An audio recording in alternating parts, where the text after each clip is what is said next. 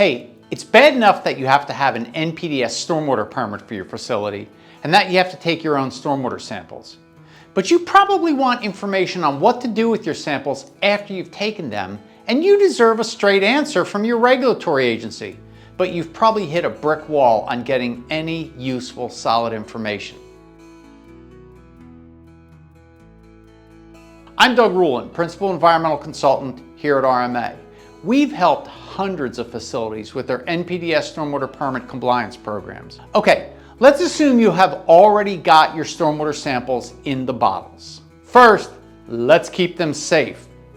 Once the sample's in the bottle and properly labeled, make sure you put those bottles or containers into a safe transport container, usually a cooler or a heavy cardboard box, so you can move them from the sample location itself to a safe place like inside your office.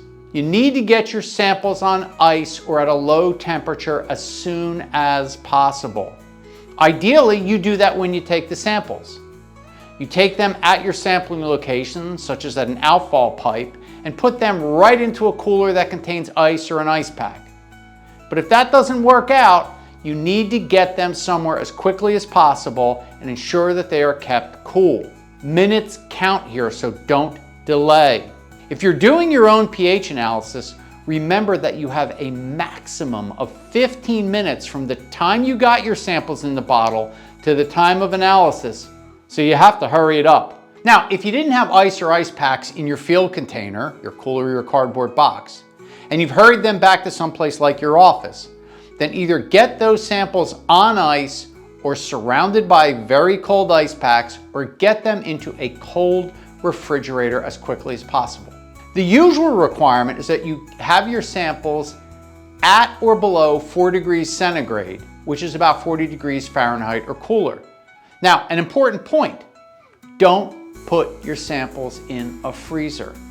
Don't let them freeze. The containers expand and then the containers break and you lose your samples. What's next? They need to get to a lab as quickly as possible.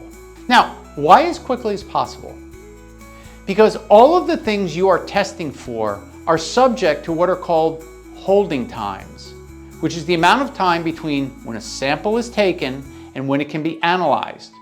Remember that 15 minutes I mentioned before for pH for your samples?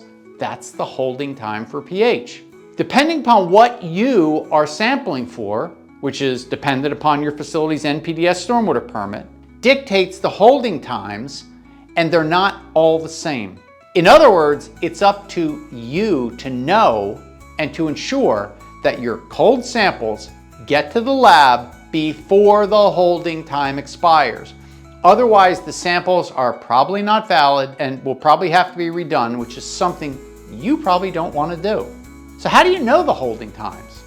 Discuss this with your lab based on what you have to sample for, and make sure you know exactly how much time you have to get the samples into their hands.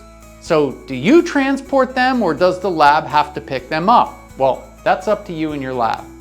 But keep that holding time in mind. We've seen labs pick up samples after the holding time, which is a big problem. To us, it makes more sense for you to take the samples to the lab and to get those cold samples there as soon as possible. Not wait for some courier to arrive who, frankly, might not care if you go beyond your holding time or not, if that courier is even aware of what your holding time restrictions are. If you must use a lab pickup, make sure they get your samples well in advance of the expiration of your holding time. Otherwise, it's your problem to take those samples again, not theirs. Finally, make sure that you have all necessary chain of custody forms complete, accurate, and ready to go, including time of sample collection, which is super important when considering the holding times. Then you sit back and wait for your results to arrive, knowing that you handled your samples correctly and in exactly the right manner.